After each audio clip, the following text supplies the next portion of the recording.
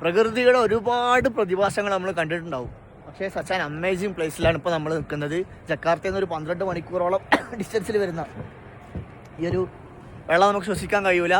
ഈ കത്തിക്കൊണ്ടിരിക്കുന്ന സൾഫറാണ് ഇങ്ങനെ ഈ പൊതിഞ്ഞുകൊണ്ടിരിക്കുന്നത്, വെള്ളമാണ് ഈ തിളച്ചുകൊണ്ടിരിക്കുന്നത്. ഈ ഒരു സ്ഥലം കണ്ടോ നിങ്ങൾ? ആരുമില്ല, കാരണം നമ്മൾ ക്ലോസിങ് ടൈമിന് ശേഷം നമ്മൾ അവരെ കയ്യും കാലും പിടിച്ചിട്ട് ഒരു പിൻവാതിൽ നിയമനത്തിലൂടെ ഇവിടെ എത്തിയതാണ്. കടും തണുപ്പുള്ള ഏരിയയാണ്, പക്ഷേ ഇവിടെ ഭയങ്കര ചൂടുമാണ്. സ്ഥലത്തിന്റെ പേര് പറഞ്ഞോളൂ. ഓണോസോബയിലെ ഡിയങ് എന്ന് പറഞ്ഞ സ്ഥലത്താണ്. നിങ്ങൾക്ക് അറിയുന്ന ഒരു എക്സ്പീരിയൻസ് ഷെയർ ചെയ്യാവോ ഇതിനെ കുറിച്ച്?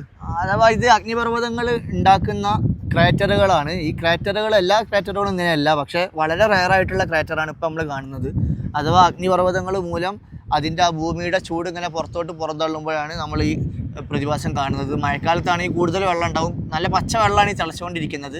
അതുപോലെ നമുക്കിവിടെ ഒരു ഗന്ധം, നമുക്ക് ഒരു മണം, ബാഡ് സ്മെല്ലുണ്ട്, സൾഫറിന്റെ അതിരൂക്ഷമായിട്ടുള്ള സ്മെല്ലുണ്ട്. അത് സൾഫർ ഇങ്ങനെ ഈ അന്തരീക്ഷത്തിൽ കലരുമ്പോഴുള്ള സ്മെല്ലാണ്. അഗ്നിപർവ്വതങ്ങളിലൊക്കെ സൾഫറാണ് ഇങ്ങനെ പുറന്തള്ളിക്കൊണ്ടിരിക്കുന്നത്. ഇത് ഒരു നമ്മുടെ നാട്ടിലെ ഊട്ടി പോലെ നല്ല തണുപ്പുണ്ട്. ഒരു പക്ഷേ ഇന്തോനേഷ്യയിലെ ജാവ അതിൽ ഏറ്റവും തണുപ്പുള്ള ഒരു സ്ഥലമാണ്, ഏറ്റവും ഹൈറ്റ് ഉള്ള സ്ഥലം. ഈ സ്ഥലത്ത് ഏറ്റവും അഥവാ -डिग्री റിപ്പോർട്ട് ചെയ്തെന്ന് പറഞ്ഞാൽ അത്രയും തണുപ്പ്. എന്തായാലും ഇത് കാണുന്നുണ്ടെങ്കിൽ പെട്ടെന്ന് നടക്കൂല. ജക്കാർത്തയിൽ നിന്ന് ഏകദേശം 10-12 മണിക്കൂർ നമ്മൾ കാർ ഓടിയിട്ടാണ് വന്നിട്ടുള്ളത്. അതുകൊണ്ട് കുറച്ച് ബുദ്ധിമുട്ടാണ്. പക്ഷേ ഇങ്ങനത്തെ സ്ഥലങ്ങളൊക്കെ കാണുമ്പോൾ തീർച്ചയായും നിങ്ങൾക്ക് ഷെയർ ചെയ്യണം കേട്ടോ. എന്തായാലും ഒരു രക്ഷയില്ലാത്തൊരു സ്ഥലമാണ് ഈ ഒരു ഇന്തോനേഷ്യയിലെ സ്ഥലം.